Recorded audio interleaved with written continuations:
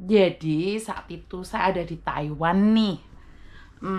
Baperan sih karena ngerasa kok banyak orang minta foto, padahal kalau dipikir-pikir saya bukan siapa-siapa.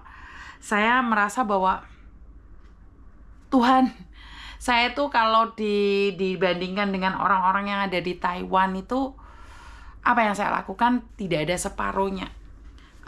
Karena saya melihat bahwa di Taiwan tuh sangat keren sekali. Dan ada yang di konten saya nanyain kerenan mana, Hong Kong atau Taiwan. Saya nggak bisa berpikir ya, manusia seperti apa sih yang suka membanding-bandingkan.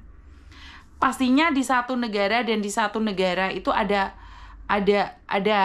plus minusnya. Kita nggak boleh membandingkan sesuatu itu dengan keadaan kita. Mungkin baik bagi kamu tapi tidak baik bagi orang lain. Itu manis bagi kamu, mungkin itu racun bagi teman kita. Jadi saya kurang setuju jika harus Hong Kong dipertanyakan dan dibandingkan dengan Taiwan. Taiwan punya cerita sendiri dan Hong Kong punya cerita sendiri.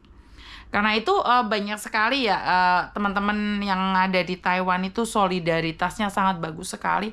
Emangnya di Hong Kong nggak bagus ya? Aduh, pertanyaannya bingung sih saya jawab sama netizen ini. Ya, gini loh, kan negara yang barusan saya kunjungin, negara yang barusan saya datangi itu Taiwan. Otomatis kan saya hanya berbicara tentang itu aja. Saya ngelihat beberapa orang yang begitu sangat baik sekali tidak terekspos. Saya dulu juga pernah bilang pada diri saya sendiri, kenapa saya harus mengekspos tentang donasi, kenapa saya harus mengekspos tentang menolong orang lain. Ya karena memang kita harus nunjukin bahwa di dunia ini masih banyak orang-orang baik. Bahkan malaikat-malaikat tak bersayap. Itu sangat banyak sekali dan kita harus ngomong sama orang bahwa masih ada orang baik kok. Jadi ada beberapa orang yang mengatakan bahwa Taiwan tuh sadu dari hal ini, dari hal itu. Ya karena yang viral itu. Tapi sebenarnya kegiatan positifnya tuh lebih banyak lagi. Karena teman-teman yang baik ini nggak mau berperang dengan sesuatu yang tidak baik. Jadi yang tidak baiklah yang menguasainya. Karena itu saya selalu bilang, yuk kalau kita melakukan kebaikan, kita harus ekspos gitu loh. Karena zamannya sudah seperti ini. Zamannya sudah seperti ini gitu loh. Kalau kita tidak mengekspos, maka kejahatanlah yang akan ditunjukkan. Huru haralah yang ditunjukkan. Karena memang pada kenyataannya Taiwan keren banget gitu loh solidaritasnya. Dan ingat, Taiwan tuh sangat besar sekali. Perjalanan kemanapun harus ditempuh berjam-jam.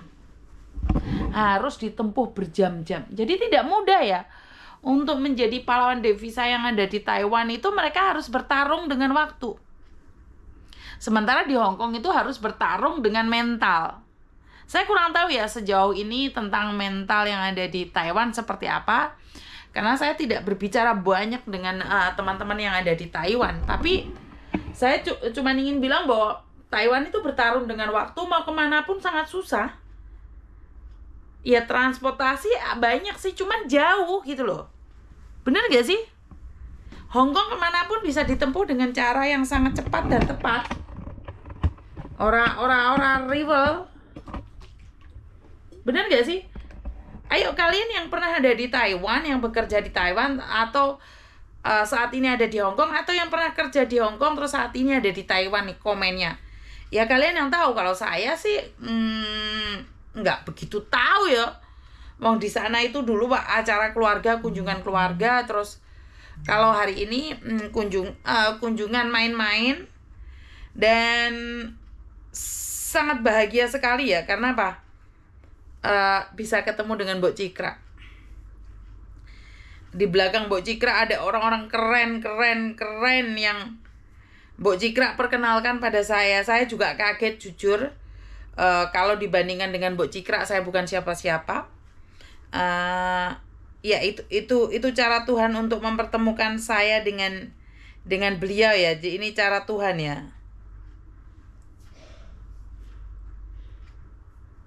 Ini cara Tuhan untuk mempertemukan saya dengan Mbok Cikra. Saat saya mengengsel visa saya demi jaya, tapi akhirnya apa? naik kereta ekspres itu mahal di ongkos, betul. Yang pernah ke Taiwan enak Taiwan, dan sebaliknya yang pernah di Hongkong enak Hongkong, Miss. Ya, itu wajar. Itu wajar kalau kayak gitu, itu wajar. Malah ketemu banyak orang baik, Miss. Iya, keren banget. Jadi ya seperti itu, teman-teman. Jadi kaget banget saat ini Tuhan ya, Tuhan yang tunjukkan ya, karena itu adalah rencana Tuhan. Rencana saya bukan rencana Tuhan ya. Jadi saat rencana Tuhan berkata bahwa tentang pemulangan almarhum itu sangat cepat kilat, dan ternyata Tuhan melihat bahwa ada sesuatu yang nggak bener nih dengan orang yang ngaku-ngaku dari partai yang gratis itu. Akhirnya saya datang sendiri berbicara. Akhirnya saya banyak hal yang saya petik, dan mungkin saya akan informasikan pada kalian. Kita lihatnya adem banget, Miss. Enggak, Mbak, panas banget. Benar sekali, Miss. Taiwan mau kemana-mana jauh. Di Hongkong transportasi sat. Next Singapura, Malaysia, Miss. Siap Mbak Rena, pasti. Jika Tuhan izinkan, jika Tuhan rencanakan, itu pasti negara-negara tersebut akan saya datangi jika diizinkan oleh Tuhan ya. Jadi dan pulang Indonesia juga bukan keinginan saya secara pribadi. Tuhan sudah rencanakan, sudah planningkan semua itu. Jadi buat teman-teman ngelihat orang baik, kompak dan berkumpul, adem sekali, Miss. Ya karena kita nggak berebut sih, Mbak. Dulu aku di Hongkong, Taiwan kembali lagi. Hongkong enak, di Hongkong sehat selalu, Miss. Jaga semuanya siap. Pingin nemuin hari Minggu udah balik Hongkong. Bukan, Mbak, saya Indonesia. Saya sudah balik Indonesia. Amin ya Allah, lancar rezeki, Miss. Ya, doa yang baik akan kembali pada yang punya. Jadi seperti itu, teman-teman. Perjalanan hidup seseorang itu jangan direncanakan. Kalau kita rencanakan, karena rencana kita bukan rencana Tuhan, dan rencana Tuhan pastinya yang terbaik buat kita. Itulah contoh dan inspirasi buat kami, Miss, karena orang baik, kompak semua. Ya, saya bersyukur sekali karena di Taiwan yang notabene saya tidak tahu apa-apa menjadi banyak tahu nih.